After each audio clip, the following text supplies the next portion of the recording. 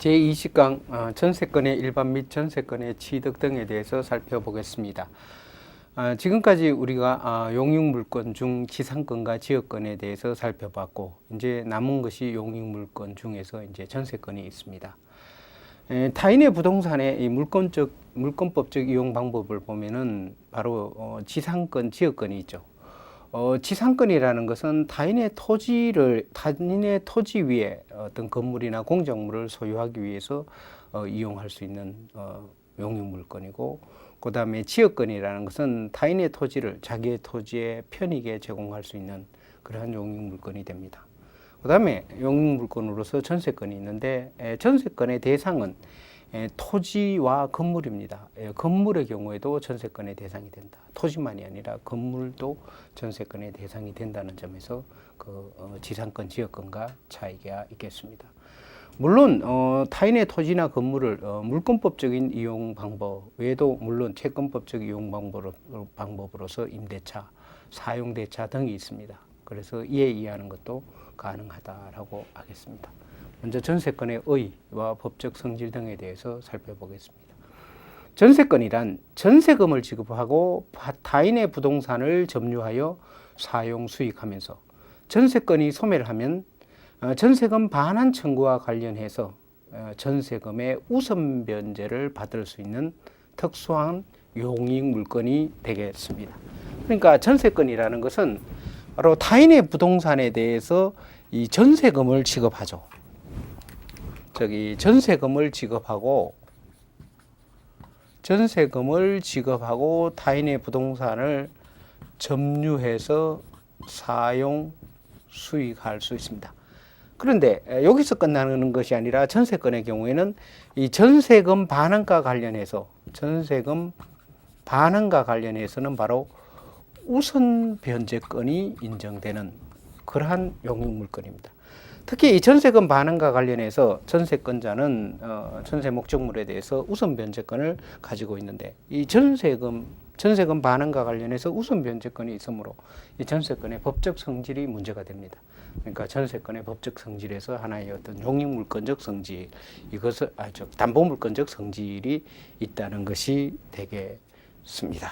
이 전세권의 담보물권적 성질에 대해서는 뒤에 가서 자세히 살펴보겠습니다. 민법상 전세권은 외국의 입법 내에서는 찾아볼 수 없는 우리나라의 특수한 제도입니다. 그래서 전세권은 하나의 우리나라 물권법의 고유한 성격을 반영하고 있다라고 일반적으로 설명하고 있습니다. 우리 민법 제정 시에 채권 계약으로 간행되어 온 전례의 채권적 전세를 물권으로 성문한 것이 우리나라의 현행의 전세권 제도다라고 일반적으로 설명하고 있습니다. 그런데 그래서 이 전세권은 우리나라에만 고유한 하나의 물권으로 인정된다라고 하는데, 또 일부 입장에서는 우리나라의 전세권 제도가 만주의 정권 제도에서 유래했다라는 입장도 있습니다. 이 전세권 제도라는 것은 6.25 동란 전에는 주로 이 서울 지역에만 있었습니다. 서울 지역에만 있었는데 6.25 동란을 통해서 이 전세권 제도라는 것이 하나의 전국적으로 확산되었다라고 설명하고 있습니다. 통상 전세권이라는 것은 하나의 우리나라에만 고유한 그러한 물권 제도로 일반적으로 이해하고 있습니다. 그리고 전세금을 지급하고 타인의 부동산을 사용 수익하는 전세권에는 두 가지가 있습니다. 그것은 바로 채권적 전세와 물권적 전세, 이 두 가지가 있다는 것입니다. 채권적 전세권은 전세금을 지급하고 타인의 부동산을 이용하지만 이 전세권 설정 등기를 하지 않은 경우를 말하겠습니다. 통상 전세를 들었다라고 하면서 전세금을 지급하고 목적물을 인도받아 사용 수익하지만 전세권 설정 등기를 하지 않은 경우가 많습니다. 자, 이러한 전세는 채권적 전세라고 하고, 이 채권적 전세의 본질은 부동산 임차권에 지나지 않는다라고 하겠습니다. 그러므로 주택임대차보호법에서는 주택의 채권적 전세권은 주택임차권으로 봐서 여기에 주택임대차보호법이 적용되도록 하고 있습니다. 그러나 물권적 전세권은 이 전세권 설정 등기를 한 경우를 말합니다. 그래서 통상의 전세권이라고 할 때는 바로 이 물권적 전세권만을 얘기하는 것입니다. 그래서 전세권 설정 등기를 한 경우만을 말합니다. 그래서 일반적으로 뭐 전세라고 보통 말할 때 대부분의 경우에 전세권 설정 등기를 하지 않은 경우가 대부분이죠. 이 전세권 설정 등기를 하지 않은 전세, 이것은 바로 그 본질은 임대차에 불과한 것이고, 바로 이 채권법에 임대차에 관한 규정이 적용된다라고 하겠습니다. 그래서 실질적으로 우리나라에서는 이 전세 중에서 전세권 설정 등기를 하는 물권적 전세권 이렇게 되는 경우는 10% 미만이다라고 얘기하고 있습니다. 그러면 물권적 전세권과 채권적 전세권은 어떻게 다른가에 대해서 차이를 보면은, 그 성질에서 보면은 물권적 전세권, 즉 통상의 전세권이라고 할 때 이것은 물건이죠. 그래서 물건입니다. 그렇지만 채권적 전세권은 하나의 채권, 즉 임차권에 불과하죠.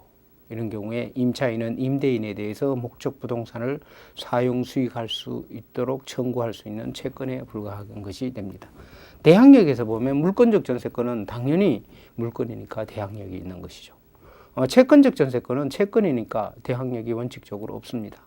그래서 예외적으로 임차권 설정 등기를 한 경우, 임차권 등기를 한 경우, 즉 621조에 따라서 임차권 등기를 한 경우에는 예외적으로 대항력을 가지게 되겠습니다.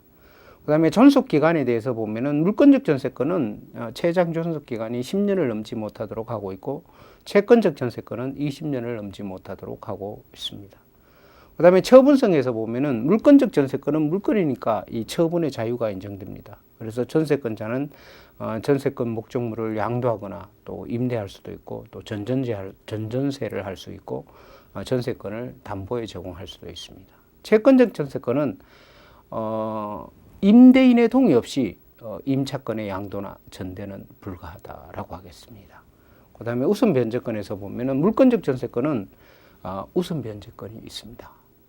특히 이제 우선 변제권이라는 것은 담보물권의 어떤 독특한 담보물권의 어떤 본질적인 성질인데, 이 물권적 전세권에서는 우리나라에서 우선 변제권이 있다라고 하고 있습니다. 채권적 전세권에서는 물론 우선 변제권이 없습니다. 물론 주택임대차보호법, 또 상가건물임대차보호법에서는 소액보증금의 최우선 특권, 또 보증금의 순위에 의한 우선 특권, 이것을 인정하고 있습니다. 유지수선 의무를 보면 물권적 전세권은 전세권자가 목적물에 대한 유지수선 의무가 있습니다. 그래서 나중에 전세권 종료 시에 필요비에 대한 상환 청구를 하지 못합니다.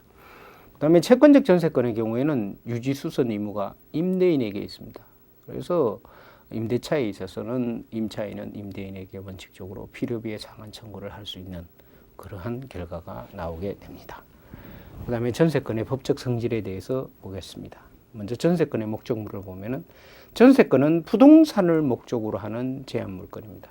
그래서 전세권의 목적물은 건물에 한하지 않고 부동산이면 됩니다. 그래서 건물이나 토지를 묻지 않고 건물, 토지 모두가 전세권의 목적물이 되도록 하고 있습니다. 그리고 부동산은 반드시 한 필의 토지 또는 한 동의 건물이어야 하는 것은 아닙니다. 이에 따라서 한 필의 토지의 일부 또는 한 동의 건물의 일부라도 전세권을 설정할 수가 있습니다.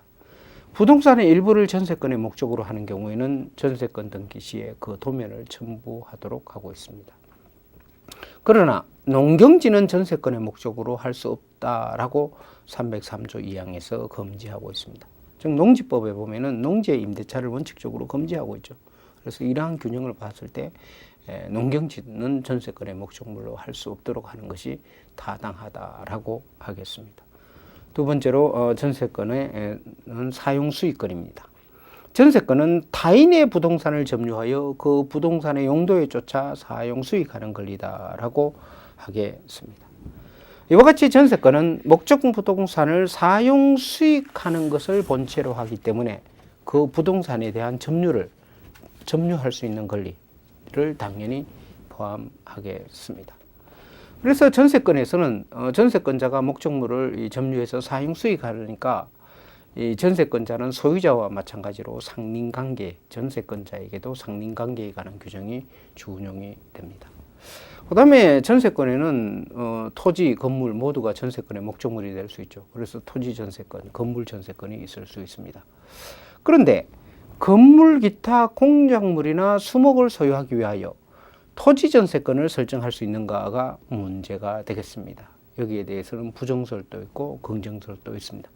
이 부정설의 입장에서는 건물 기타 공작물이나 수목을 소유하기 위해서는 이 지상권을 설정해야 된다라는 것이죠. 토지 전세권이 아니라 지상권을 설정해야 한다라고 하고 있습니다.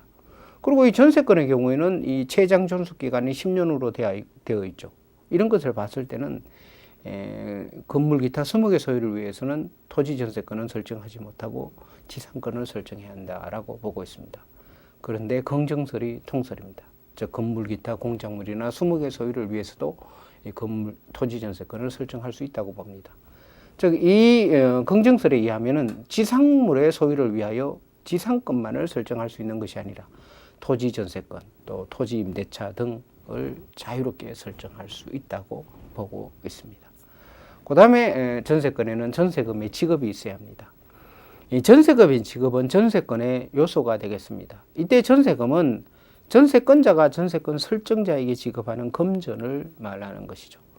그리고 전세권이 소멸한 경우에는 전세금은 다시 반환받게 됩니다. 그러면 전세금의 액은 어느 정도이냐? 전세금의 액은 당사자 사이에 합의로 정할 수 있지만 통상 목적 부동산 시가의 5할 내지 6할, 많게는 7할 내지 8할까지 됩니다. 그래서 예를 들어서 시가 2억짜리 아파트에 대해서 전세권을 설정하는 경우에 전세금의 지급액은 보통 한 1억 정도, 1억 전후가 되는 것이 보통이죠. 많게는 7할, 8할까지도 갈 수가 있습니다. 이때 전세금의 액은 등기해야 하고 등기된 액은 제3자에게 대항할 수가 있습니다. 그리고 전세권자의 전세금 지급 의무와 또 부동산 소유자, 즉 전세권 설정자의 전세권 설정 등기 의무 및 목적물 인도 의무와의 사이에는 동시 이행관계에 있다고 하겠습니다. 전세금의 지급은 전세권의 성립 요소입니다. 그래서 전세금은 반드시 지급해야 하겠습니다. 그래서 우리 판례에 의하면 전세금의 지급이 있어야 전세권은 유효하게 성립한다라고 하겠습니다. 그리고 전세금을 지급하지 않는다는 당사자의 특약이 있는 경우에 이런 경우에는 전세권이 성립하지 못한다라고 하겠습니다. 그 다음에 전세금 정감 청구권에 대해서 보면은 전세권의 성립 후 현저한 사정 변경이 있는 경우에 장래향에서 전세금의 정감을 청구할 수가 있습니다. 즉 전세금이 목적 부동산에 관한 조세, 공과금, 기타 부담의 정감이나 경제사정의 변동으로 적당하지 않은 경우에는 바로 장래향에서 전세금의 정감을 청구할 수가 있습니다. 그래서 이 전세금 정감 청구권을 규정하는데 이것은 바로 시인이 측에 의해서 사정 변경의 원칙이 인정되는데 이 사정 변경의 원칙을 입법으로 명문화한 경우에 해당하겠습니다. 이때 주의할 것은 전세금의 정액의 청구를 하는 경우에는 대통령령이 정하는 기준에 따른 비율을 초과하지 못합니다. 즉 현재 정액 청구의 비율은 약적 전세금의 경우에서는 전세금의 20분의 1, 다시 말하면 5% 이상의 정액 청구를 할 수 없습니다. 즉 5%를 초과해서 정액 청구할 수 없다라고 하고 있습니다. 그리고 이 정액 청구권의 법적 성질은 형성권으로 이해가 되겠습니다. 그래서 지금 현재 전세금의 정액 청구에는 5%의 제한이 있는데 그러나 주의할 것은 당사자의 합의에 의한 정액의 경우에는 이 5%의 제한을 받지 않습니다. 물론 감액 청구에도 5%의 제한이 있느냐? 감액 청구의 경우에는 이러한 제한이 없다라고 하겠습니다. 그 다음에 전세금의 성질을 보면 전세금은 먼저 부동산의 사용 대가로서의 의미를 갖습니다. 전세금은 목적 부동산의 사용 대가인 차임 또는 치료의 특수한 지급 방법이 되는 것입니다. 즉 전세권자가 그에게 전세금을 일시에 지급하죠. 이것은 바로 차임 또는 치료의 특수한 지급 방법에 해당된다는 것입니다. 따라서 전세권자는 목적물 사용의 대가를 별도로 지급할 필요가 없고 또 반면에 또한 전세금의 이자를 청구할 수도 없겠습니다. 결국은 전세금의 이자 이것이 목적 부동산의 차임 또는 치료로 지급되는 그러한 형식을 취한다고 할 수도 있습니다. 그 다음에 전세금은 보증금으로서의 성질을 가집니다. 바로 전세권자의 채무를 담보하기 위하여 교부되는 금전이다 라고 봐서 보증금의 성질을 갖습니다. 가령 전세권자가 전세 목적물을 멸실 훼손시키는 경우에 손해배상 채무를 부담하죠. 이런 경우에 손해배상 채무의 담보를 위해서 교부된 것이 전세금이다 라고 할 수 있다는 것입니다. 이런 경우에 전세 목적물의 멸실 이외에 발생한 채무도 전세금에 의해서 담보된다고 하겠습니다. 세 번째로 전세금은 신용수수의 수단으로 이용된다는 것입니다. 전세금은 전세 목적물 시가의 5할 내지는 많게는 8할까지 이르게 되죠. 이에 따라서 전세권 설정자의 입장에서 보면은 자기가 가진 부동산을 담보로 제공하고 전세금을 융자로 받은 것이 된다는 것입니다. 다시 말하면은 전세권 설정자 입장에서는 전세 목적물의 점유를 이전해주고 전세금을 전세권자에게 차용한 것이 된다는 것입니다. 자, 이런 경우에 목적물을 이전해주고 그 목적물을 담보로 잡히고 바로 금전을 융통하는 경우, 이것이 바로 질권이죠. 이런 경우에 바로 이 전세권은 이 부동산 질권으로서의 성질을 갖는다는 것입니다. 왜냐하면 전세권 설정자는 전세 목적물의 점유를 이전해주고 전세권자에게 그에게 금전을 차용한 그런 모습을 가지고 있죠. 그래서 부동산 질권의 성질을 가지고 있습니다. 이것은 전세권자 입장에서도 그런데 관자는 고액의 전세금을 일시에 대여해주고 목적 부동산을 유치해서 사용 수익하는 관계에 있게 됩니다. 따라서 전세권은 부동산 질권으로서의 실질을 갖고 있습니다. 물론 우리 민법 345조 단서에 의하면은 부동산 질권은 인정하지 않고 있습니다. 그러나 실질적으로 전세권이 국민법에서는 부동산 질권을 인정했는데 현행민법에서는 인정하고 있지 않습니다. 그러나 바로 전세권이 부동산 질권으로서의 성질이 있다라는 것에 주의를 하셔야겠습니다. 그 다음에 네 번째 전세권은 용익물권입니다. 전세권은 타인의 부동산을 사용 수익하는 것을 본체로 하는 용익물권이다 라고 하겠습니다. 전세권은 채권적 전세와는 달리 물권으로서 당연히 물권이니까 양도성과 상속성이 인정되겠습니다. 그 다음에 전세권의 담보물권성에 대해서 봅시다. 전세권은 담보물권성이 부과된 특수한 물권이라는 것입니다. 이것은 왜냐하면은 전세권의 경우에는 이 전세권이 앞에서 설명했듯이 바로 부동산 질권으로서의 성질이 있다고 했죠. 부동산 질권으로 성질이 있고 아울러 이 전세금 반환과 관련해서 우선 변제권이 인정됩니다. 이 전세금 반환 청구권과 관련해서 전세 목적물의 한가 대금에서 전세권자는 우선 변제를 받을 수 있습니다. 즉 우선 변제권이 인정되죠. 그래서 이 우선 변제권이라는 것은 담보물권의 고유한 특질입니다. 담보물권의 어떤 본체적 효력이 되는데 이 전세권에는 부동산 질권과 우선 변제권이 부동산 질권으로의 성질 그리고 또 우선 변제권이 인정되죠. 그래서 전세권은 바로 담보물권성, 즉 담보물권으로서의 성질을 갖는다는 것입니다. 전세권은 부동산의 사용 수익을 본체로 하기 때문에 이것만을 생각한다면 용익물권으로서의 성질은 의심이 없습니다. 그러나 전세금의 지급은 바로 전세금의 지급과 관련해서 전세금은 실질적으로 전세금을 지급하고 목적 부동산을 이용하는 이것은 부동산 질권으로서의 성질이 있죠. 또한 전세금 반환 청구권과 관련해서 바로 전세권자는 우선 변제권을 가지고 있습니다. 그래서 전세권이 담보물권으로서의 성질이 있다는 것이죠. 전세금 반환 청구권과 관련한 이 우선 변제권에 대해서 연역적으로 우리나라의 연역을 보면은 첫째, 민법 제정 시에는 이미 전세권이 소멸되어 있는 경우에 전세권자에게 목적 부동산의 경매 청구권을 인정하였습니다.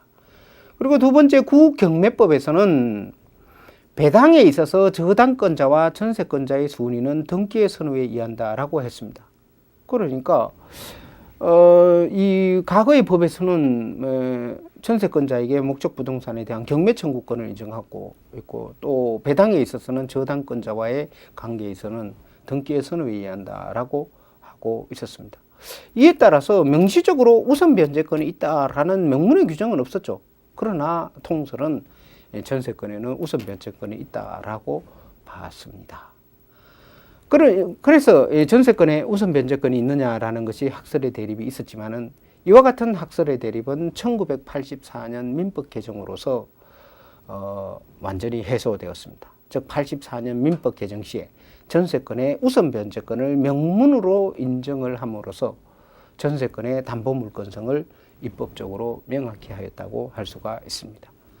1984년도의 민법 개정의 중요 내용을 보면은 1981년에 주택임대차보호법이 제정되었습니다. 그래서 주택임대차보호법에서는 바로 이 채권적 전세입자, 즉 임차권자의 대항력을 인정하고 소액보증금의 최우선 특권, 보증금에 대한 순위에 의한 우선 특권을 인정했습니다.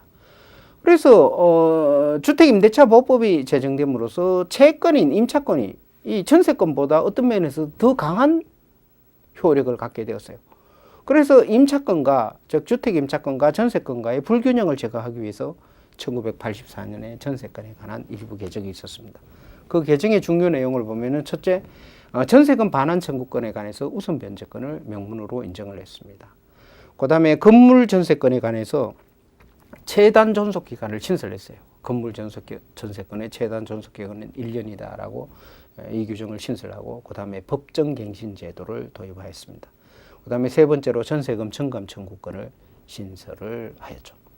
그래서 바로 84년도 민법 개정을 통해서 전세권에 대한 전세금 반환 청구, 전세금 반환 채권과 관련해서 바로 우선 변제권을 명문으로 인정하게 되었습니다. 즉 우선 변제권을 명문으로 인정함에 따라서 이제 전세권을 순수한 용익물권으로만 파악하는 견해는 더 이상 주장하지 않게 되었습니다.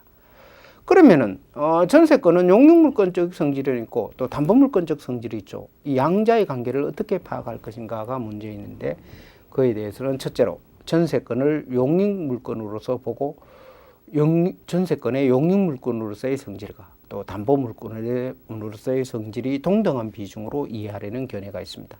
둘째는 전세권의 본체적 성질은 용익물권이고 담보물권으로서의 성질은 부수적인 것에 불과하다라고 보는 견해가 있습니다.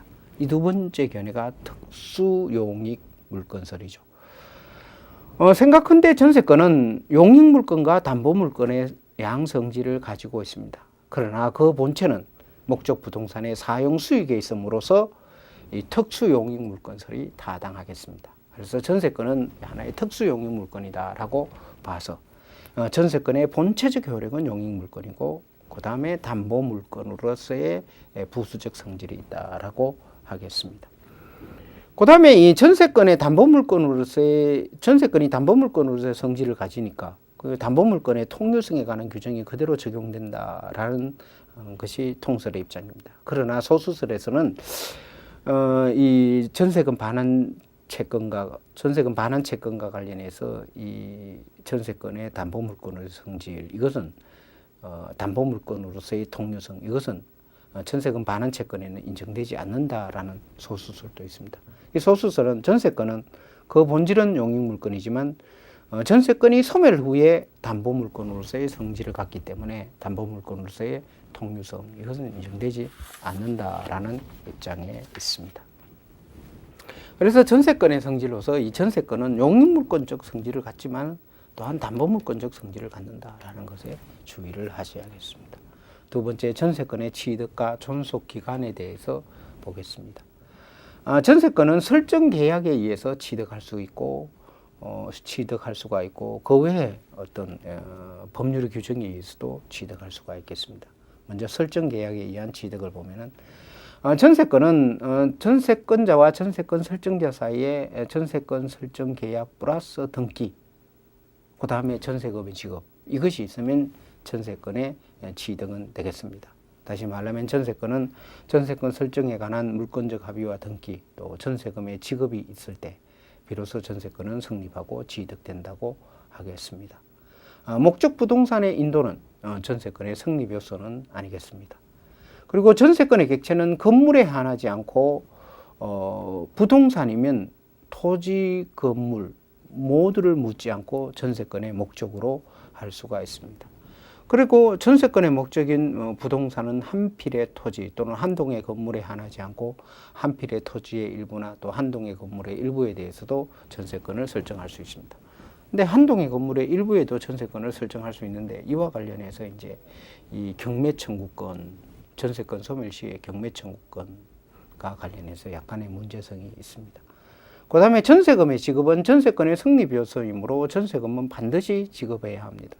우리 판례는 전세금의 지급이 있어야 전세권이 성립한다라고 하고 있습니다. 그래서 전세금의 지급이 있어야죠. 그러면 전세금 지급을 하지 않는다는 당사자 간의 특약이 있었습니다.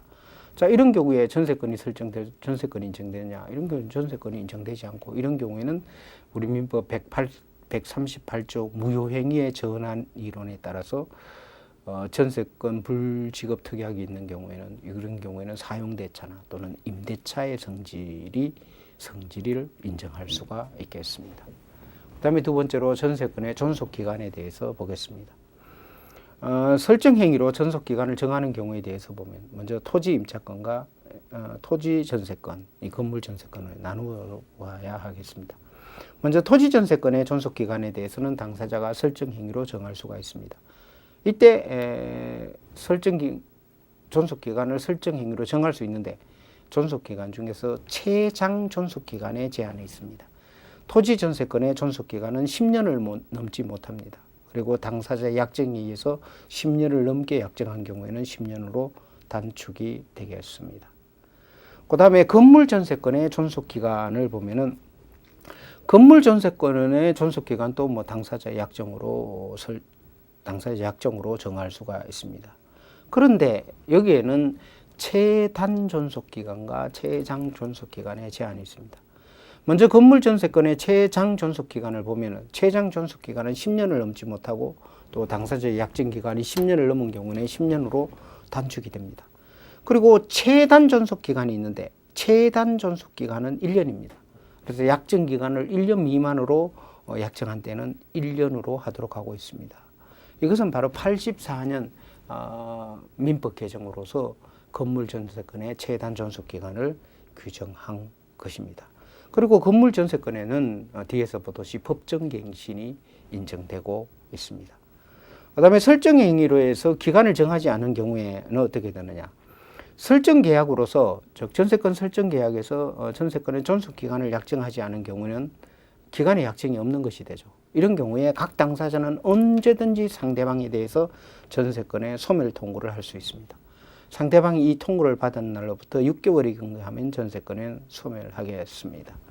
그리고 주의할 것은 건물 전세권의 경우에 있어서는 최단 존속기간 1년이 있다라는 것에 주의를 해야죠. 즉 건물 전세권의 경우에는 존속기간에 약정을 하지 않는 경우에 당사자가 언제든지 바로 소멸 통고를 할 수 있는 것이 아니고 최단 존속기간 1년의 제한이 있다라는 것에 주의를 해야 하겠습니다.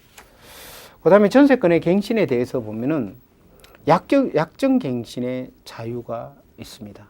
전세권의 설정 기간이 중요한 경우에 당사자, 전세권자와 전세권 설정자의 합의로 계약을 통해서 전세 기간을 연장할 수가 있는 것입니다. 이것은 바로 이제 약정갱신의 자유라는 것입니다. 이때 약정갱신을 한 경우에 이 전세권의 존속기간은 갱신한 날로부터 10년을 넘지 못합니다. 왜냐하면 최장 존속기간에 제한이 있기 때문입니다. 그리고 이러한 약정갱신은 등기해야 그 효력이 발생이 하겠습니다.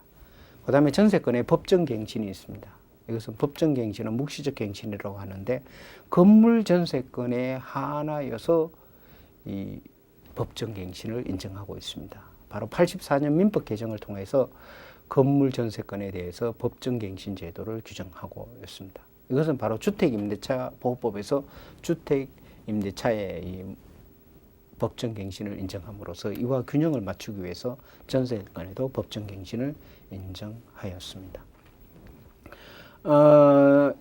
전세권의 법정갱신과 관련해서 바로 우리 민법은 바로 312조 4항에서 규정하는데 그 내용을 보면은 바로 건물의 전세 전세권 설정자가 전세기간 만료 전 6월부터 1월 사이에 전세권자에 대하여 갱신 거절의 통지 또는 조건을 변경하지 않으면 갱신하지 아니한다는 뜻의 통지를 아니한 경우에는 그 기간이 만료된 때에 전의 전세권과 동일한 조건으로 다시 전세권을 설정한 것으로 본다라고 규정하고 있습니다. 이것은 무슨 말이냐 하면은 전세권이 설정된 경우에 전세권 설정자가 전세권 설정 기간이 종료해감에도 불구하고 특별한 의사표시 없었습니다.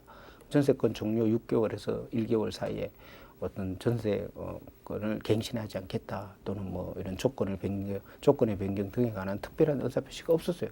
그리고 기간이 경과했습니다. 전세권이 종료했어요. 그리고 전세권자는 계속 그 전세집에서 살고 있어요. 이런 경우에 전세권은 자동으로 갱신된 것으로 본다는 것입니다. 법정 갱신은 법률의 규정에 의한 전세권의 존속기간의 연장이죠. 그래서 등기 없이도 효력이 발생합니다. 약정 갱신의 경우는 등기를 해야 돼요. 법정 갱신의 경우는 등기 없이도 효력이 발생한다는 것에 주의를 해야 하겠습니다. 그래서 이 법정 갱신을 인정함으로써 결국 이 전세권자의 부동산 이용권을 강화해 준 것이다라고 하겠습니다. 그래서 지금 현재 84년 민법 개정으로 이 전세권에 대해서 일부 강화를 했습니다. 전세권을 강화시켜 줬어요.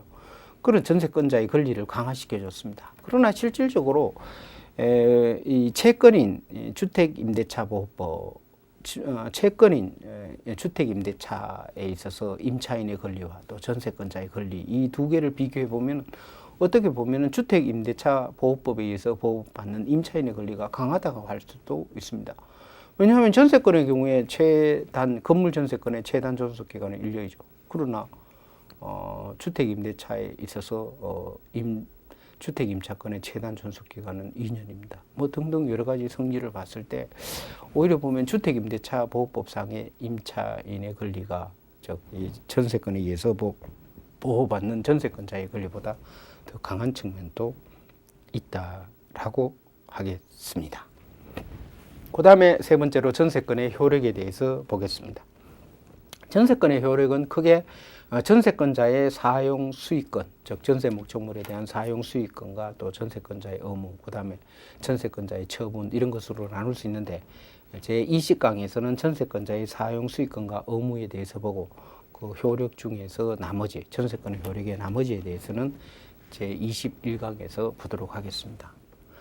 전세권의 효력으로서 전세권자의 목적물의 사용 수익권에 대해서 보겠습니다. 전세권자는 목적 부동산을 점유하여 그 부동산을 용도에 쫓아 사용 수익할 권리가 있겠습니다.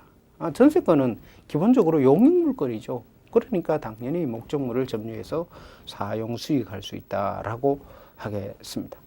이때 전세권자는 용도에 쫓아 목적물을 사용 수익해야 하는 것입니다.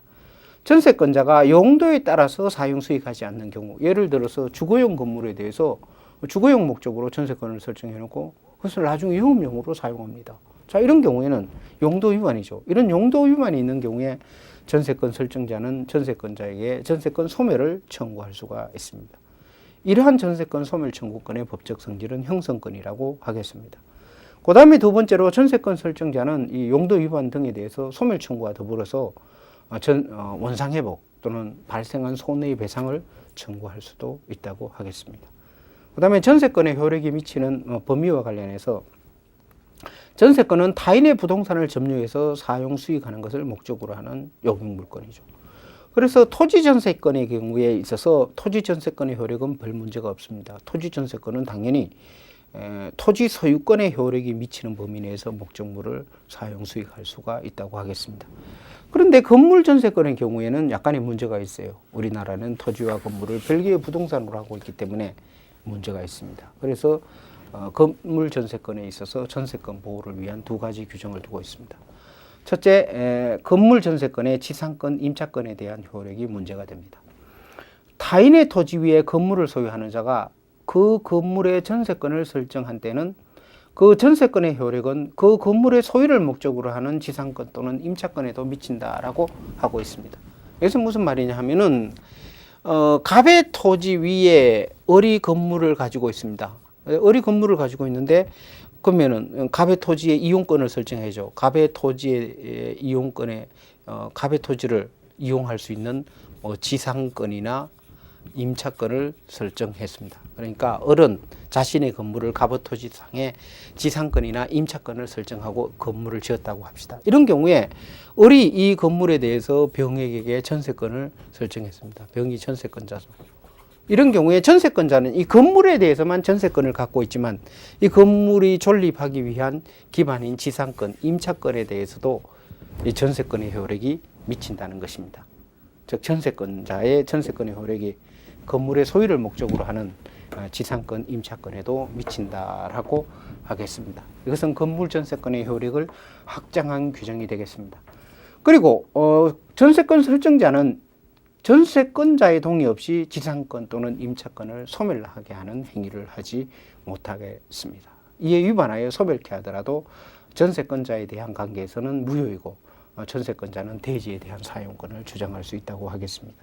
그 다음에 법정 지상권이 인정됩니다. 대지와 건물이 동일한 소유자에게 속하는 경우에 그중 건물에 대해서만 전세권을 설정한 후 대지 소유권에 승계된 경우에 이런 경우에 전세권 설정자에 대해서 지상권을 설정한 것으로 봅니다. 우리가 법정 지상권을 보면서 바로 전세 건물의 보호를 위해서 법정 지상권이 인정된다고 했죠. 토지 A, 건물 A에게 속합니다. 그런데 이 건물에 대해서만 B에게 전세권을 설정을 해줬습니다. 전세권이 설정됐습니다. 그런데 그 후에 A의 토지가 C에게 양도되었습니다. 이런 경우에 뭡니까? 이 토지의 소유자는 건물의 소유자 A에게 당연히 바로 지상권을 설정해 준 것으로 봅니다. 그래서 A는 B에게 C에게 당연히 지상권을 주장할 수가 있습니다. 이것이 법정 지상권이 되죠. 이런 경우에 주의할 것은 법정 지상권을 취득하는 자는 전세권자가 아니라 전세권 설정자가 법정 지상권을 취득한다라는 것에 주의를 하시면 되겠습니다. 그 다음에 전세권자의 현상 유지, 수선 의무가 있습니다. 전세권자는 전세 목적물의 현상을 유지하고 그 통상의 관리에 속한 수선을 하여야 한다는 것입니다.